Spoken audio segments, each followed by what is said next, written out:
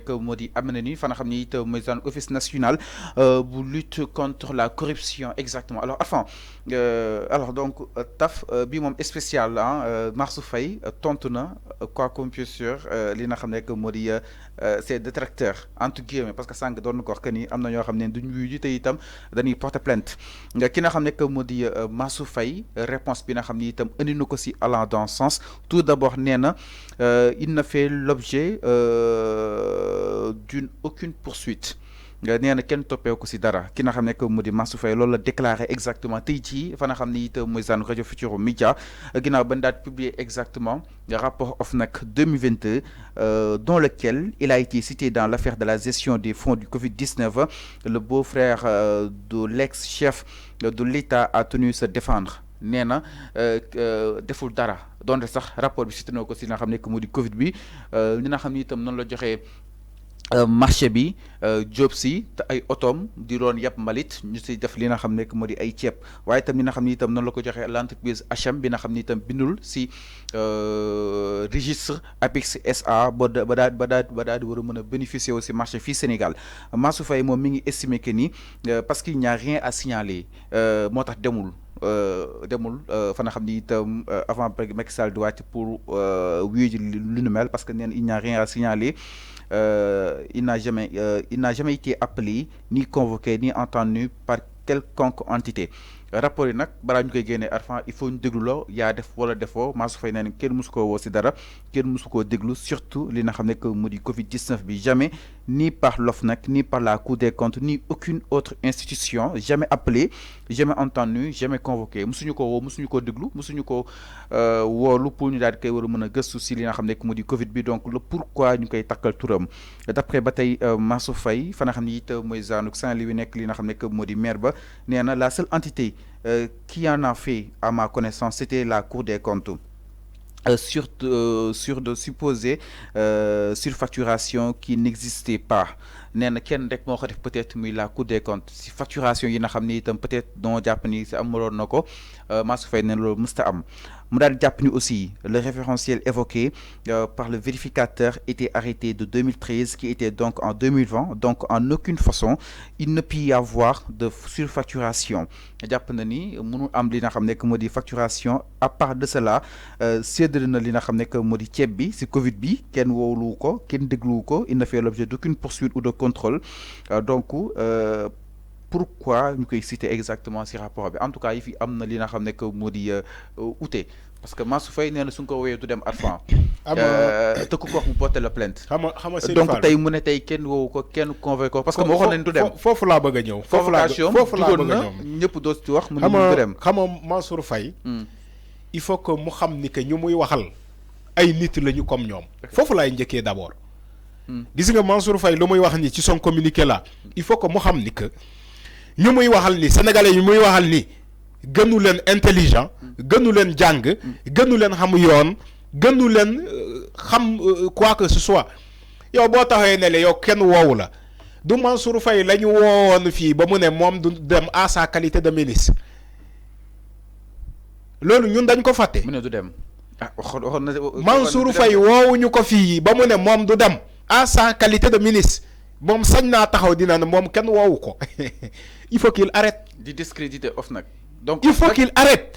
ku mu wóolu dama ne defee ay enquêtes révélé lépp te déglu la dama ne Mansour Faye il faut que mu respecter les Sénégalais gis nga def na wala deful yoon moo koy définir ñun duñu sonal suñu bopp fii kenn tuumalu ko ci dara kenn tuumalul Mansour Faye ci dara dama ne rapport bu génnee ñu épinglé ci Mansour Faye dafa war a dem wuy ji yoon mooy définir qui a fait quoi que ce soit qui ne l'a pas fait yoon moo koy wax donc ñoom bu ñu nekkee au pouvoir bi du loolu lañ doon wax askan wi Mansour Faye ñoom bu ñu nekkoon au pouvoir du loolu lañ doon wax askan bi ku ñu woo ñu ne la demal wuy ji yoon moo lay setal du ñun du loolu lañ doon wax avec cette extrême arrogance non c'est leur propos c'est leur slogan tu as bien fait de le dire c'est leur slogan force restera à la loi on est un pays de droit ñoom ils utilisaient que ces mots-là bu ñu nekkoon au pouvoir aujourd'hui perte nañu le pouvoir ñuy commencer di wax ay délire c'est des délires ay délire la ñuy wax kese ay wax kasaw taxaw di naan yow kenn musulaa woo yow yoon woo la fii ba nga ne yow doo dem parce que en ta qualité de ministre fokk ñu destituer la pour nga mën a jébbal la yoon du Mansour Faye moo ko fi waxoon aujourd'hui sañ naa taxaw ne moom yoon musu ko woowlu il faut qu'ils arrêtent ils parlent pas à des cons ay nit yu ay borom xam-xam la ñuy waxal ay borom xam-xam la ñuy jàkkaarloo ces anciens ministres là ñu leen ëpp xam-xam foofu amaana ñoom ñoo ñu gën a am sens nekk ministre wala leneen mais ëpp ñu xam-xam. il faut que ñu xam loolu. avant la question dama ne. la question mooy naka la nga ko bañ a ñàkk wóolu ba pare ñu xëy. oui OFNAC bind ko ci rapport. te OFNAC. oui question bu indépendante la amul benn parti politique. maintenant OFNAC au contraire dama ne. au contraire da ka waroon jàppale. c'est à lui maintenant c'est à lui de répondre à cette question da nga ne kenn musulaa woo léegi demal nga wuy ji ces rapports là rapports yi toutefois bu ñu commencé woo ñoo xamante dañu leen épingler on va voir comment ça va se passer ñun yàkkamti wuñu te dara on n'est pas pressé rapport ñu ngi génnee rapport yi benn ndànk képp ku ñu épingler ci ces rapports là tu vas aller répondre devant la justice.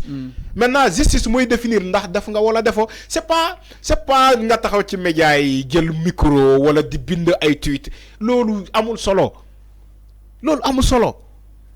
média yi ngay wër di wax wala ay kii yi ngay bind amul solo xam nga lan moo am solo yi da ngay dem ci kanam yoon nga défendre sa bopp. parce que fii la ñuy fekk moom bu ne moom deful surfacturation moom bu ne deful surfacturation du moom moo ko wax du dafa ne deful surfacturation maintenant on va voir ndax deful surfacturation du dafa ne deful dara entreprise boobu bu ñu accordé woon. mais Alpha nee na ceeb bi. dama ne séddale bi ak lépp rien à signaler. dama ne rien à signaler. on va voir sur le rapport de la Cour des comptes. ci les fonds Covid-19 ndax rien à signaler nee naa la wax nii taxaw ni wëru média yi di wax. wala bind ni amul solo yoon mooy wax lan moo am. c'est pas nous on n'est pas des magistrats on n'est pas des juges yi ñoo bind seen rapport la Cour des comptes il y a que des magistrats là-bas OFNAC il y a des magistrats là-bas c'est des magistrats ñoom ñooy liggéey ci ces dossiers là c'est des juges hein c'est des magistrats ñoom ñooy bind ces rapports là. maintenant yow Mansour Faye boo taxee su la neexee média yi naaw defuma dara rien à signaler su la neexee mën nga ko wax mais bu ñu eggee ci càppal ndaw ña dinañu xam kan moo def ak kan moo deful. man loolu laay wax. sénégalais yépp loolu la ñuy wax. te la question des rapports là c'est une demande sociale c'est une demande nationale. képp ku laalee ci ces rapports là dafa war a dem wuy ji. ba pare bu ñu leen tëj kaso de. loolu dafa yomb gis nga dem tëdd kaso priser sa peine ba nga doyal ñëw lekk sa xaalis loolu dafa doy dafa yomb. on l'a vu mais Arfan je suis sérieux mais Arfan concrètement dama ne concrètement on l'a vu avec Karim Wade. alors concrètement on l'a vu avec Karim Wade. boo xamante ne il a été épinglé dans un détournement de 200 et quelques milliards. il a préféré faire la prison. ba pare signé comment dire seen protocole bu ñu signé ak Macky Sall pour ñu rapatrier ko il vit dans le luxe parce que ces milliards là duñ ko gis ba abadan daay man. donc ils ont signé un protocole. mais c'est un protocole de Cap Manuel gis nga protocole bu ñuy wax ni Cap Manuel. c'était le protocole de Karim Wade. Karim Wade moo ko signé woon ak Macky Sall. pour ñu jëlee ko ñu génnee ko Sénégal c'est la même proposition qu'on a fait à Ousmane Sonko. mais Arfan concrètement. malheureusement Ousmane Sonko a refusé le régime là loolu la ñuy def. mais Arfan Covid bi moom nee na kenn du taxaw ni jotuma. dama ne kenn du taxaw que ni yëf yi jaarul yoon nee na rien à signaler Arfan en fait. dama ne ces détracteurs ñoom ñoo ko bëgg a yàq d'après ki nga xam ne que moo di Mansour Faye. Mansour Faye kenn yàqu ko à ce que je sache man dégguma nit buy taxaw di naan Mansour Faye dafa def dégguma ko fii ci Sénégal dama dégg ay nit ñu naan les fonds Covid-19 nañ ko topp ba mu sës. parce que il y a des gens qui ont eu à gérer. rien à signaler. mais c'est pas à lui de dire rien à signaler du moom moo koy wax. je suis désolé c'est pas dama ko bëgg a dénk ay cadeau. monsieur le ministre Mansour Faye c'est pas à vous de dire que rien à signaler. Tu n'es pas magistrat, tu n'es pas juge, tu travailles pas à OFNAC, tu travailles pas dans la Cour des comptes. c'est pas à lui de dire rien à signaler mom kay xamal lu muy def en tant que maire de Saint-Louis mom na liggéeyam rek ba pare toog déglu na toog déglu yoon mooy wax kan moo def ak kan moo deful. bu ñu fa eggee dinañ xam ni que ci fond Covid 19 bi kan moo def ak kan moo deful kan la ñuy tooñ ak kan la ñuy tuumal ni que moom moo def bu ñu fa eggee dinañ xam c'est pas à lui Mansour Faye de dire rien à signaler. moom deful dara. du yow yaa ne mu defuma dara d'accord boo wóolee sa bopp defoo dara yow kay noppil xaar. toog déglu da ngay toog déglu defoo dara d'accord toogal nga déglu bu ñu la wooyee ci kanam yoon demal nga défendre sa bopp. loolu la ñuy wax tout simplement que ça. Alors c'est clair. Il y a pas de bruit, il y a pas de chercher de midi à 14h.